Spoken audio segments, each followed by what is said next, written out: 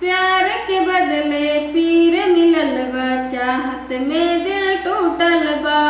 बचल उमिरिया जीही कैसे, साथ सनम से छूटल बा। प्यार के बदले पीर मिलल बा, चाहत में दिल टूटल बा। बचल उमिरिया जीही कैसे, साथ सनम से छूटल बा। केहू हमके बता दे इहे बतिया रे, केहू हमके बता दे इहे बतिया रे। कौना जगह लिखल किस्मतिया रे, कौना जगह लिखल किस्मतिया रे, कौना जगह लिखल किस्मतिया रे। स्वर्ग नियन जिंदगी हो के फिर काहे नरक हो जाला हो।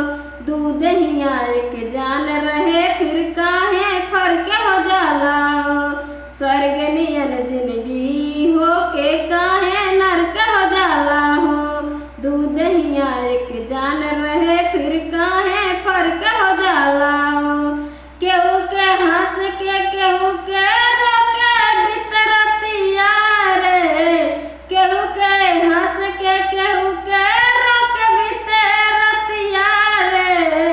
कौना जगह लिखल किस्मतिया रे, कौना जगह लिखल किस्मतिया रे, कौना जगह लिखल किस्मतिया रे।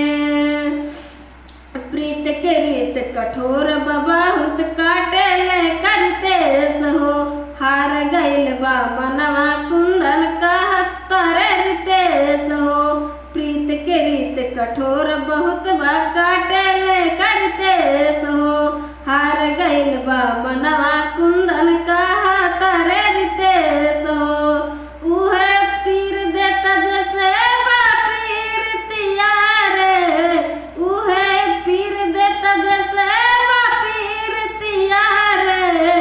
कौना जगह लिखल किस्मतिया रे, कौना जगह लिखल किस्मतिया रे।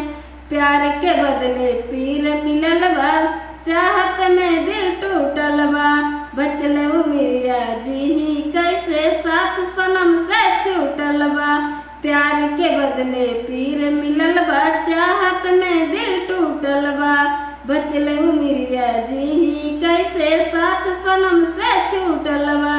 केहू हमके बता दे इहे बतिया रे, केहू हमके बता दे इहे बतिया रे।